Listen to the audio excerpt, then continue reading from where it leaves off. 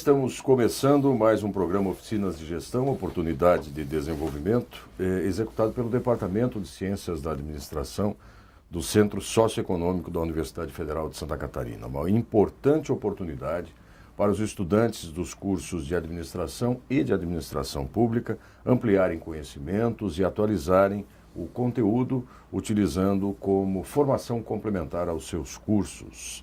O tema sobre o qual nós vamos conversar no programa de hoje é como tornar mais simples a criação de um trabalho de conclusão. E para isso eu estou aqui ao lado do nosso convidado, professor Mário de Souza Almeida, doutor em Engenharia de Produção e mestre em Administração, ambos pela Universidade Federal de Santa Catarina, e graduado em Administração de Empresas pela Fundação Getúlio Vargas de São Paulo. O professor Mário tem experiência na área de Ciências da Computação, com ênfase em Sistemas de Informação, atuando nos seguintes temas: Sistemas de Informações, Gestão do Conhecimento, Internet, Comunicação e Tecnologia.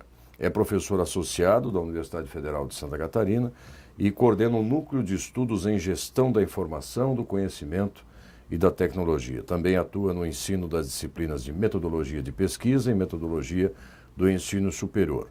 E é autor dos livros Elaboração do Projeto, TCC, Dissertação e Tese, que está aqui comigo, uma abordagem simples, prática e objetiva. E além desse também, a outra obra, Gestão do Conhecimento para a Tomada de Decisão, esta já na segunda edição de 2014. Este que é a segunda edição. Desculpa, esta aqui na segunda edição, o professor Mário me corrige, já está na segunda edição, e este último aqui de 2011, Isso. Ambos pela editora Atlas. Professor Mário, primeiro, obrigado por ter me corrigido aqui, para não passar a informação incorreta, e em segundo lugar, muito obrigado por ter aceito o convite para poder participar desse programa e tratar de um tema que parece muito simples, né? Muito, não nada complexo, mas que digamos assim, uma dor de cabeça muito grande para cada um dos estudantes, em quaisquer dos níveis, quando chega à etapa de desenvolver o seu trabalho. Considerável. É um prazer estar aqui. E realmente o que nos leva a tratar esse assunto é a dificuldade que muita gente passa na elaboração do seu projeto e posteriormente o TCC ou a dissertação ou a tese. É um sofrimento tão grande e já faz mais de uma década que eu venho ministrando a disciplina da elaboração do projeto na graduação aqui em Administração. E eu fui adquirindo um know-how a respeito disso, né? Como é que a gente consegue tornar mais simples? Como é que consegue fazer com que seja menos sofrido? E tem uma porção de itens que devem ser tratados, né? Começando já pela escolha do tema.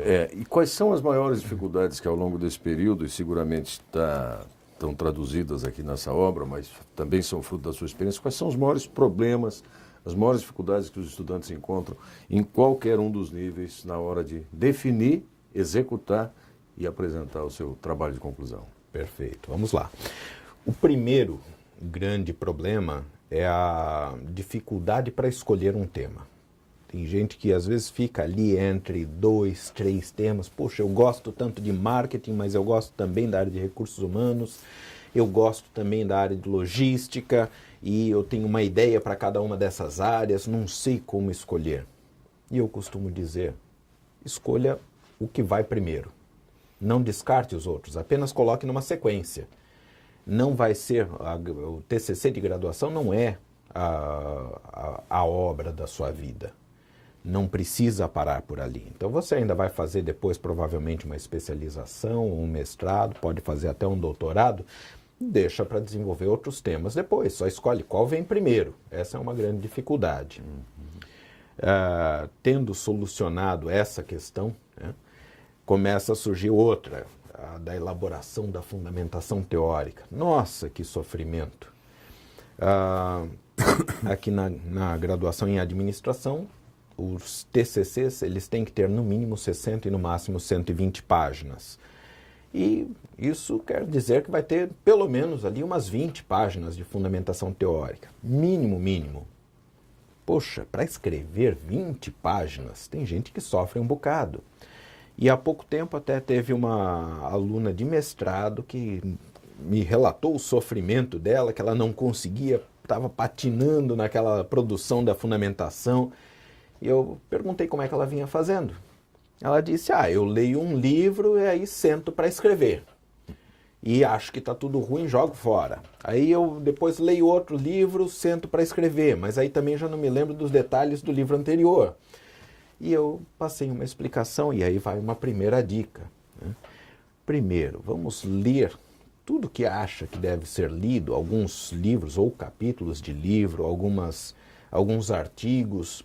E ao fazer a leitura, não fique interrompendo para escrever. É perda de tempo. Vai fazendo só uma marquinha daquilo que pode ser aproveitado como citação. Ou, se o livro é seu, ou se é um xerox, alguma coisa assim, usa a caneta marca-texto para salientar aquilo que tem de mais importante naquele trecho lido. E continua a leitura, vai até o final. Terminou de ler aquela obra, aí simplesmente senta na frente do computador para transcrever essas citações. E já faça isso de uma forma que não precise voltar mais a essa obra. Abre aspas, digita aquele conteúdo, fecha aspas, abre parênteses. Autor, vírgula, ano, vírgula, página tal, fecha parênteses, ponto final. E coloca todos nessa forma e já monta também a referência. E deixa ali. Vai ler outra obra e vai fazendo a mesma coisa. Vai juntar uma coleção ali de citações. Depois de ter lido vários livros e vários artigos, aí sim, né, eu normalmente recomendo, quando está faltando ali uma semana para entregar a fundamentação, ou pelo menos uma primeira versão para o seu orientador, senta na frente do computador e começa a trabalhar essas citações, reordenando-as de uma forma lógica e depois colocando o seu texto, colocando as suas palavras, apresentando as ideias daqueles autores. E você não vai esquecer absolutamente nada, porque todas as citações importantes já estão ali. Então, essa daí é uma forma que eu encontrei, né, quando eu vou construir uma fundamentação teórica, é assim que eu faço. E eu vou repassando isso para tornar mais simples, para não ficar buscando de novo aquele livro porque não lembra qual era a página onde estava a citação, para montar referência ou coisa assim. Não, já faz tudo isso logo que termina a leitura. Já faz as citações todas, monta a referência, já tem todo o material para construir o seu texto, apontando para as ideias dos autores. E aí é um trabalho, é de montagem desse quebra-cabeça. As peças já estão todas ali, né?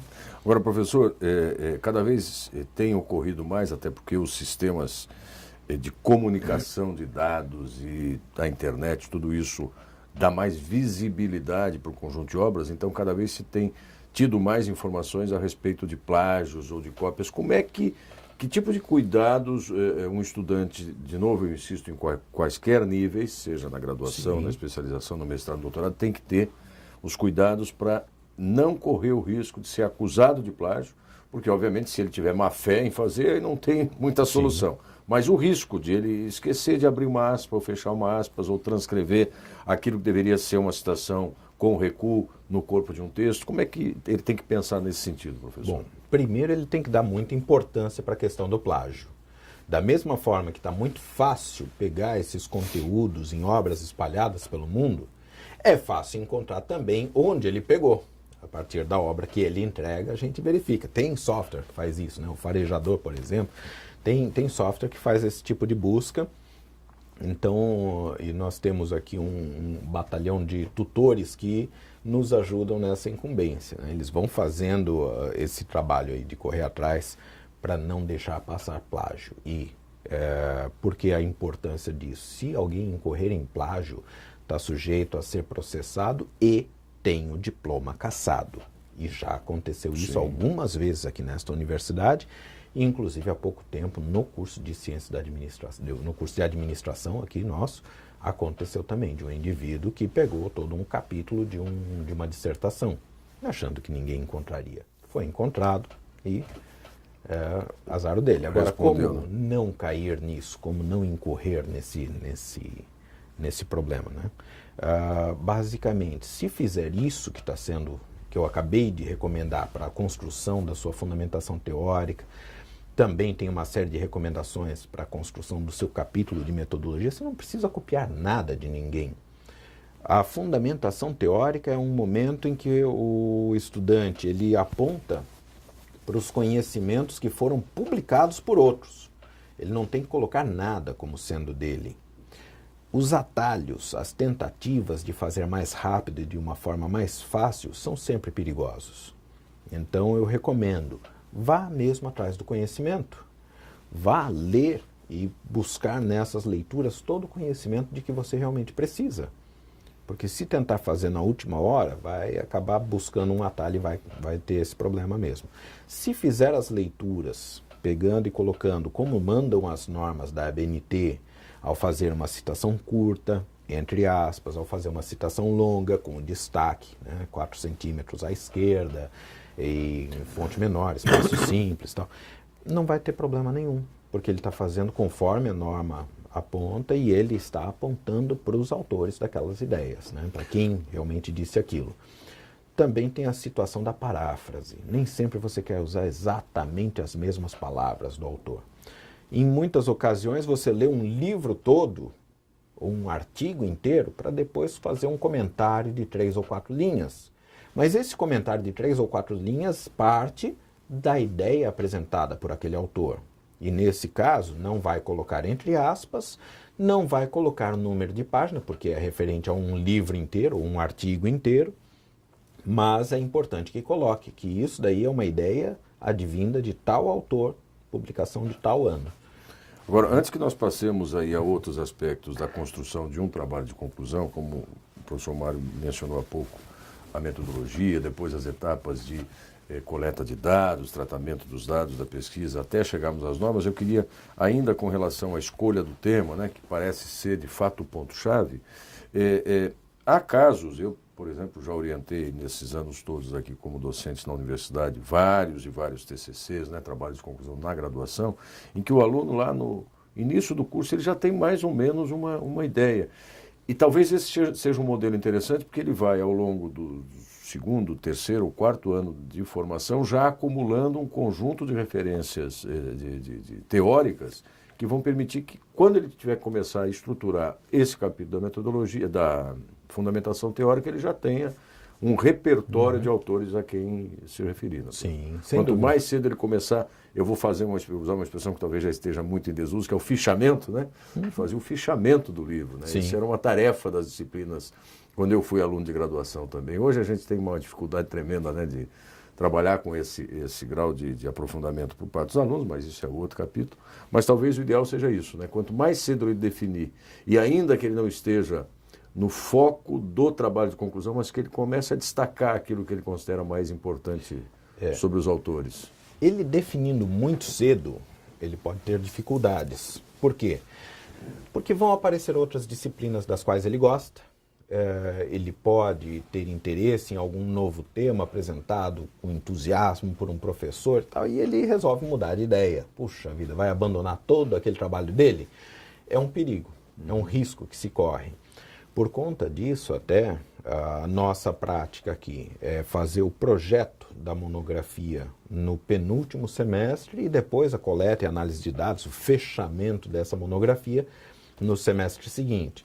Tem menos chance dele mudar de ideia, querer começar tudo de novo. Ainda assim, tem alguns que mudam. Agora, essa questão do fichamento, mesmo que ele não faça fichamentos, ele faz uma porção de trabalhos, para cada disciplina tem lá 1, 2, 3 trabalhos, e muitas vezes esses trabalhos são jogados fora. Ele esquece desses trabalhos, ele esquece o que leu, e é tão fácil manter isso armazenado. Ele pode manter em um pendrive, em um HD, e claro, com cópias de segurança, O professor de informática que não fala isso está pecando, porque hoje em dia eles não duram para sempre, Então, um pendrive você vai usá-lo ali durante 1 ano, 2 e olhe lá. Então, trata de ter cópia de segurança de tudo. Mas ele pode fazer, por exemplo, uma organização por semestre, abre uma pasta para cada semestre, dentro de cada uma dessas pastas, uma pasta para cada disciplina, e todas as atividades que ele fizer, ele vai colocando ali dentro. Fica fácil dele localizar depois cada trabalho que ele fez, cada anotação que ele fez, e inclusive as anotações em sala de aula. Hoje tem muitos alunos que teimam e levar lá o seu tablet ou computador e fica fazendo as anotações ali. Muitos ficam na rede social, Isso daí me deixa revoltado, mas Poxa, se ele já está fazendo as anotações no computador, mais fácil ainda de armazenar também todas essas anotações organizadas, sabendo que autores trataram de quais assuntos, quais as leituras que ele já fez, quais as citações literais que ele mesmo já pegou, e depois fica fácil. Poxa, ele já fez aquela leitura, ele já pegou aquela citação, ele pode se apropriar disso para colocar ali também, entre aspas, apontando para aquele autor. Fica bem mais fácil essa construção, né? Agora, professor, passando para um segundo momento, um terceiro momento, nós falamos da definição do tema, da fundamentação teórica e os aspectos metodológicos. Aí também passa a ser, às vezes, uma dificuldade maior desses alunos escolher qual ferramenta, qual processo, qual metodologia, qual método fica mais adequado àquele trabalho dele. E muitos estudantes nem sabem o que se coloca num capítulo desses. Eu diria, comecem a ler alguns trabalhos já concluídos para ter uma ideia de como que é a construção de um trabalho, como é que se trabalha em termos metodológicos. Mas eu costumo apontar ali para 3 grandes aspectos nesse capítulo. Primeiro, você tem que descrever do que se trata esse seu estudo, caracterizar o seu estudo. É um estudo puramente teórico ou é aplicado? É um estudo de caso, ou é um estudo de multicaso, ou é um levantamento junto a uma população aí de Florianópolis, por exemplo? Que mais? É uma abordagem quantitativa ou qualitativa? Então tem uma porção de itens que podem e devem ser enumerados ali, inclusive até para facilitar. Me empresta aqui este livro um instantinho. Eu tomei eu tive o cuidado de colocar aqui ao final do capítulo 2 um tipo de um checklist. É pesquisa pura ou aplicada? Por quê? É um estudo exploratório? É explicativo? É descritivo? Justifique. Por que cada um desses itens? A abordagem é qualitativa ou quantitativa? Ou ambas? Justifique. É uma pesquisa bibliográfica, é experimental, é estudo de campo, é levantamento, documental, é ex post facto, estudo de caso? Justifique. Se ele vai preenchendo isso daqui, justificando, toda essa parte de caracterização do estudo já está feita. O que vem depois disso? Descrever qual é a população a que se refere esse estudo e qual é a amostra, isto é, de quem ele vai obter os dados. Se eu tenho aqui 1000 estudantes de administração e eu quero fazer um estudo sobre a graduação em administração, vou aplicar questionário a esses 1000 estudantes? Hoje, até pelas ferramentas disponibilizadas, a facilidade de acesso, eu posso tentar esse censo, tá certo? Mas eu posso também fazer uma amostragem probabilística.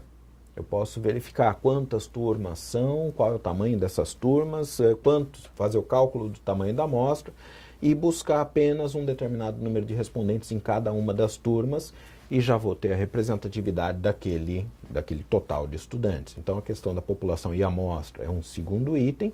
E o terceiro item é quais foram os procedimentos adotados na coleta e na análise de dados. Isso tem que ser muito claramente definido e explicitado. Tem que ser descrito.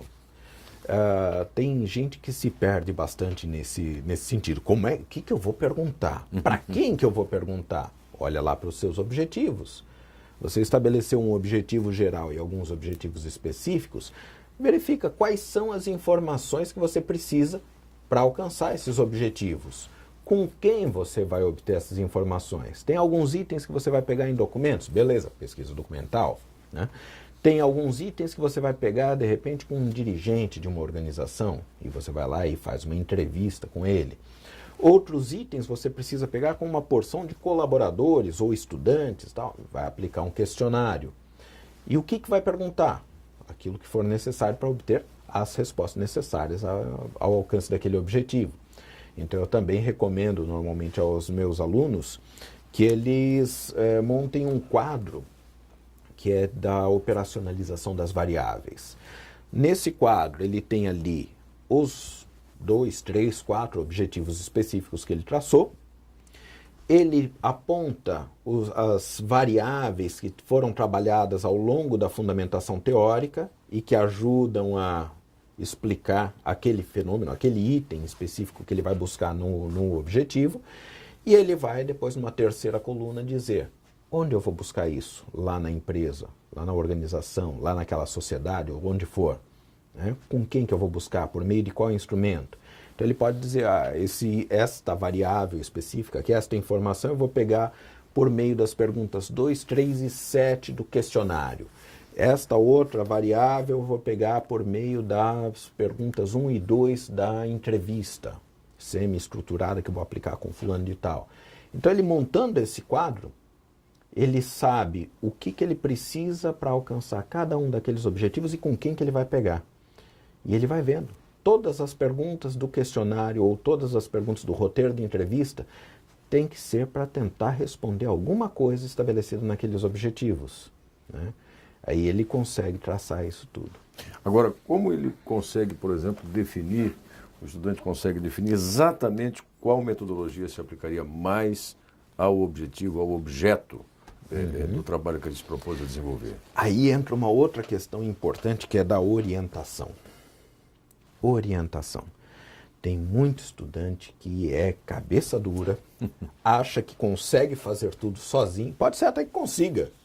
Só que o orientador dele é um professor experiente, já ali no departamento, que fez a monografia dele, fez a dissertação dele, fez a tese dele, participou de trocentas bancas e orientou sei lá quantos trabalhos. Então é uma pessoa com muita experiência e que vai dizer, ó, escuta, vai buscar essas informações por meio de uma entrevista ali, ou esse daqui você aplica um questionário ali e faça dessa forma e daquela.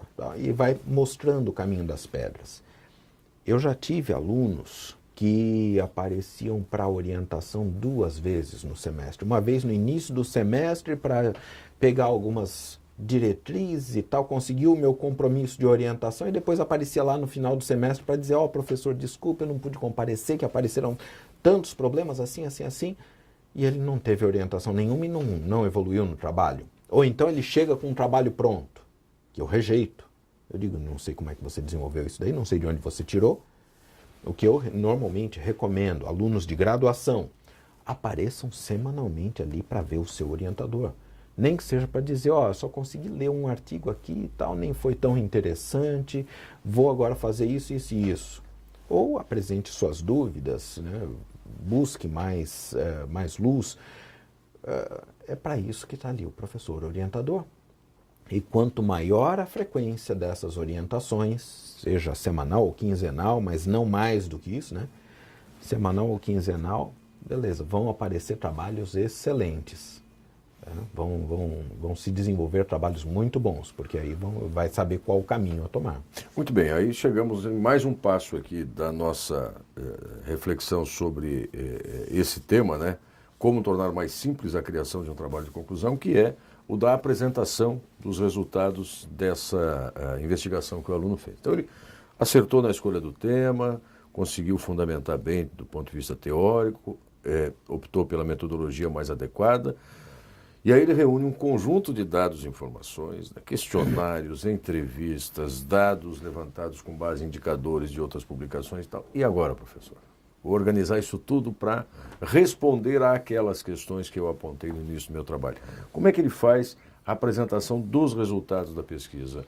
Porque isso também me parece, até pela nossa vivência, a gente observa isso. Às vezes os alunos conseguem acumular um conjunto muito grande de informações, mas na hora de O que eu faço com isso? O que eu faço com isso tudo? E às vezes eles perdem não, mas usam muito tempo na apuração, e na hora de trabalhar esses dados, eles olham o horizonte, está muito próximo ali da defesa, né? Então também é um momento crucial esse. Sim.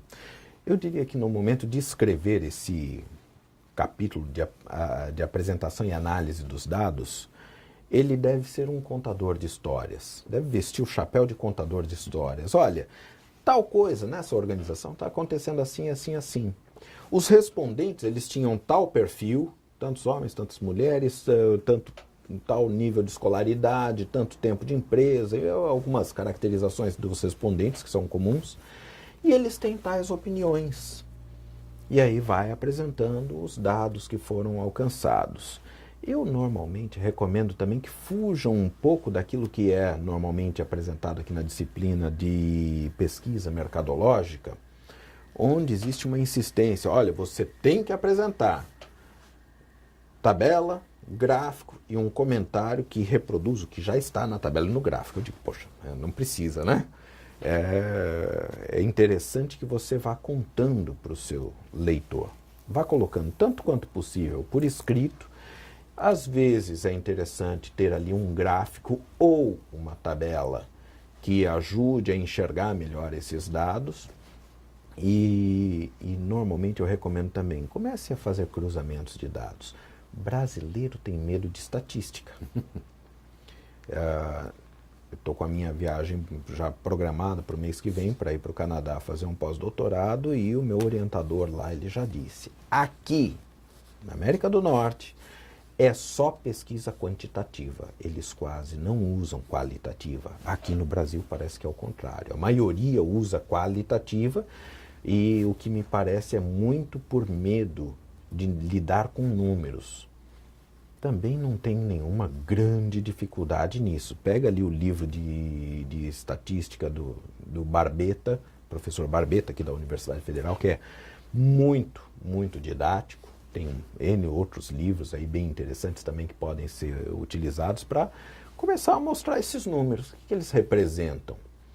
E ainda, semana passada, eu participei de uma banca que um dos membros da banca estava falando, olha, esse aspecto não é tão negativo quanto foi apresentado aqui, afinal de contas, mais de 50% apresentam ali uma opinião positiva.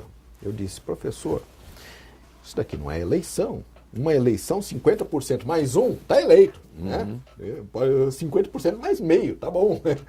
Aqui não. Quando a gente está lidando, por exemplo, com uma avaliação de algum aspecto, de uma qualidade, da qualidade de vida das pessoas, dos serviços prestados, a gente tem que pôr atenção também no aspecto negativo ali. E eu até uso como exemplo, se você buscar no censo, no IBGE, qual é o percentual de residências aqui no Brasil que não tem energia elétrica. Né? Aliás, normalmente eles mostram que tem. Que tem. 98% ou 99%, algo assim. Você vai dizer, puxa, é um percentual excelente. Mas se tem 1% da população sem energia elétrica, isso corresponde a 2 milhões de pessoas. São 2 milhões de pessoas que estão sem esse serviço. Em pleno ano de 2015. No século XXI, temos esse tipo de situação. Então, às vezes, a gente pensa assim, aquele percentualzinho lá é tão pequeno, tem que dar atenção a esse percentualzinho pequeno, e às vezes nem é tão pequeno, às vezes a gente tem ali percentuais negativos, né, na opinião dos clientes, ou seja lá o que for, 15%, 20%, puxa, é um bocado de gente, eu tenho que saber por que eles estão pensando negativamente em relação àquele aspecto que eu estudo. E por isso eu digo, tem que apresentar esses dados e interpretar. Não basta apenas dizer, tantos por cento eram do sexo masculino, tantos por cento do sexo feminino. Sim, e os cruzamentos que se podem fazer com esses dados. Quando você pega uma determinada opinião sobre um produto que você quer colocar no mercado, faça os cruzamentos para verificar se tem alguma correlação com o gênero. Né? Homens preferem esse produto, mulheres não. Opa, aqui eu já tenho uma dica. Com o nível de escolaridade. Quanto mais alto o nível de escolaridade, maior a preferência ou maior a aversão a esse produto. Tem outra dica aí sobre o meu público-alvo, sobre como trabalhar esse produto nesse mercado, né? Sobre nível de renda, quem é que teria aceitação ou não, quem tem maior renda ou mais baixa renda. Tudo isso tem que ser analisado, mas se o povão tem medo, se os alunos têm medo de lidar com números, aí realmente vai surgir uma certa dificuldade. Eu diria, vamos começar a estudar e desenvolver um pouco mais essa capacidade, porque nós temos a capacidade. Às vezes falta boa vontade para lidar com eles, né? E sempre essa perspectiva de relativizar algumas coisas. Também mesmo a estatística, mesmo o número, ele revela uma determinada tendência, mas precisa contextualizar e relativizar. Não pode ser visto simplesmente de uma forma absoluta, né?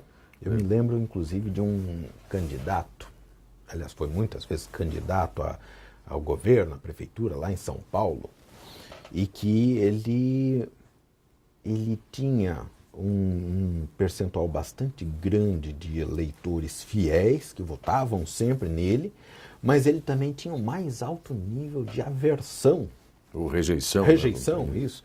Então, era muita gente que não o queria no governo. Ao mesmo tempo, tinha também outro tanto que eu queria. Aí eu pergunto, por exemplo, as últimas eleições que ocorreram aqui para a presidência. Puxa, a presidente Dilma foi reeleita com mais de 50% dos votos. Opa, peraí, dos votos válidos. Mais de 50% da população não queria ela. De uma forma ou de outra, ou Sim. votando ou deixando de votar, ou mas votaram nulo ou branco, ou, né, ou justificaram, ou em outro candidato. somando com os votos do outro candidato, dava mais de 50%. Então ela não foi eleita com mais de 50%. E isso daí é grave. Quando a gente vê assim depois os índices de aceitação, de aprovação dela e tal, tudo isso tem que ser trabalhado. Tudo isso tem que ser compreendido para poder tomar decisões a respeito, né? Isso seja dentro de uma organização, seja numa prefeitura, num governo de estado ou nacional, né? Agora, professor, tem um outro aspecto também na elaboração de trabalhos, sobretudo trabalhos acadêmicos, enfim, né? Que são o que é o respeito, né, às normas da ABNT. Isso aí também, a gente que convive muito com estudantes que estão elaborando os seus trabalhos, sobretudo monografias, né?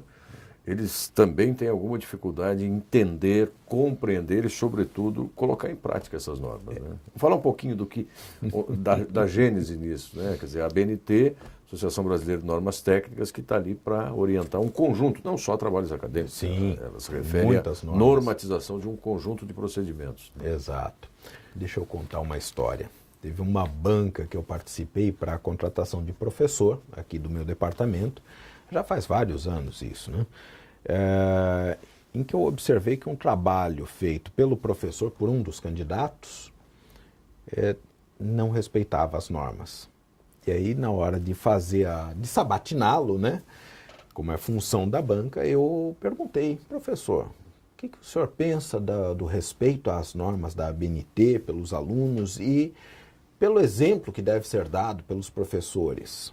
E ele me respondeu categoricamente, olha, é importantíssimo, sem dúvida, as normas têm que ser respeitadas. É uma pena que seja tão difícil, porque elas são diferentes para cada instituição de ensino. Eu falei, vou parar por aqui, né? Óbvio que ele foi reprovado nesse concurso, porque a norma ela é a mesma para todas as instituições. Uma instituição pode estabelecer uma outra normatização própria. Por exemplo, aqui na Universidade Federal de Santa Catarina, as dissertações e teses elas têm que ser entregues no formato A5, né, que é a metade da folha, tamanho A4.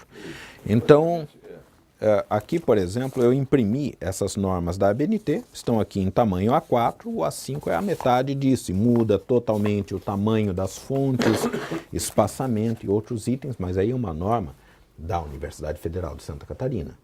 Quando nós falamos em ABNT, nós temos aqui 6 principais normas que regem a elaboração dos trabalhos de conclusão e dissertações, teses.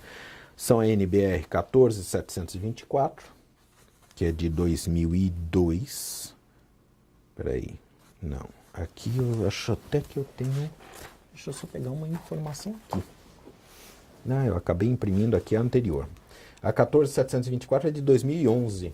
Eu imprimi ainda a versão anterior aqui. Eu imprimi, peguei ali em meia hora para ver se tinha fácil acesso a essas normas. E realmente tem. Casualmente, essa aqui eu peguei errado. Mas é de 2011. Tem a 10520, NBR 10520, que é de 2002. A NBR 6028, que é de 2003. A 6027, que é de 2012. 6024, que é de 2012, e a 6023, né, que é de 2002. São 6 normas. Mudou muito pouco, inclusive, nessa daqui que eu falei que eu imprimi errado, né, de 2002 para 2011.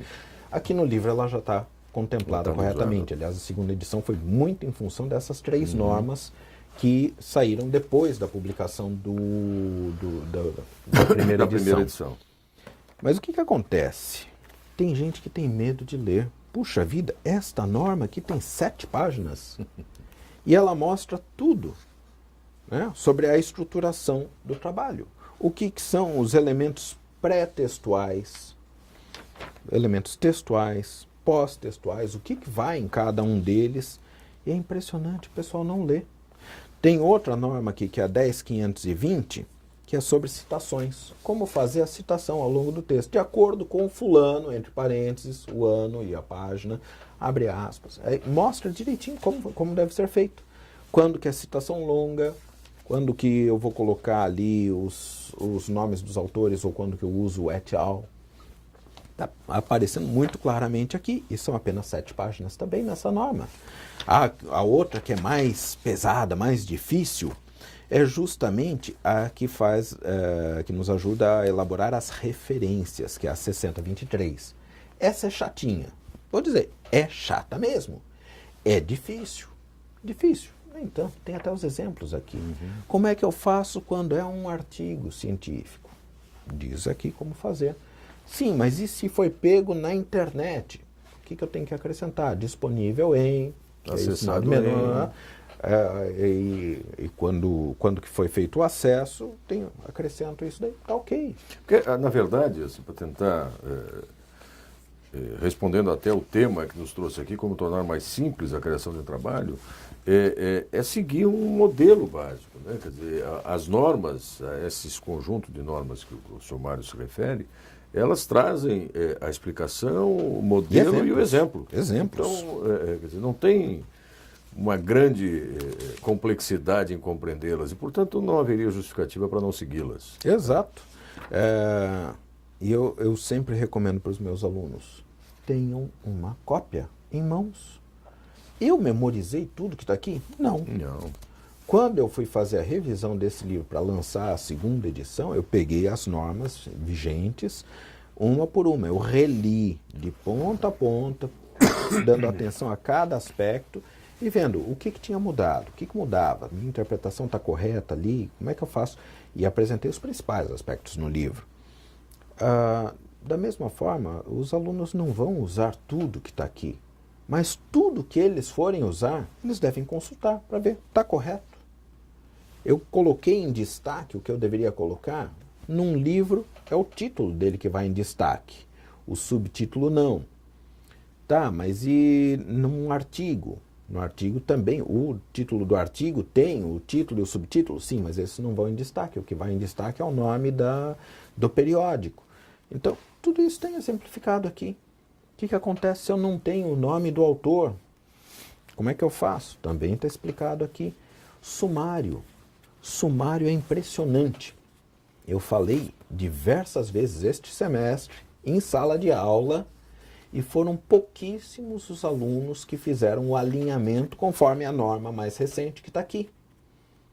Que hoje, por exemplo, o sumário, vem os números todos alinhados à esquerda, os títulos todos alinhados em seguida. Eles não vêm, né, com diferentes espaçamentos em função do tamanho do número, não. Vêm todos alinhados e alinhado também à direita a numeração das páginas. Então, a maioria não está fazendo isso.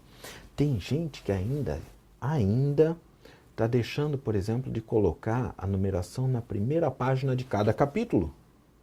Isso já foi abolido há quase uma década e meia. E as normas são atualizadas. Sim. É importante destacar também. E tem que ver que normas não são atualizadas a todo momento. Tem norma aqui que é de 2002, 2003. Poxa, ela está em vigor já há 12, 13 anos. Então, é questão de se antenar um pouquinho, verificar o que está em vigor. Posso aprender como é que se faz isso daqui? Posso fazer corretamente? Claro que pode. Só que tem que ter um pouco de boa vontade, né? Dá um pouco de trabalho? Sim. Tem gente que delega isso, né? Eu vou fazer aqui a redação do trabalho e depois eu pago para alguém colocar nas normas. É assinar um atestado de que não quis aprender isso daqui, porque não é tão difícil. Não. São 6 normas. E hoje em dia também, por exemplo, no caso da nossa universidade, a Universidade Federal de Santa Catarina, você tem um conjunto de recursos de armazenamento e disponibilização de teses, dissertações, monografias de especialização, TCCs, que o aluno pode consultar a hora que quiser. Quer dizer, ele tem um conjunto de instrumentos orientadores nas bibliotecas setoriais ou nos repositórios online, enfim, então não há mais razão e justificativa para ignorar experiências anteriores, algumas para ver como não se faz, e outras para se certificar melhor de como se faz o trabalho de conclusão, professor. Teve há pouco tempo um trabalho que eu recebi, era um TCC, que estava com a parte pré-textual numerada em algarismos romanos. Eu fiz a minha dissertação assim, lá no milênio passado. Em 1996, eu entreguei a minha dissertação com essa numeração, porque a norma, na ocasião, era assim. De lá para cá mudou, se eu não me engano, na norma de 2002, é que já foi abolida essa numeração da parte pré-textual.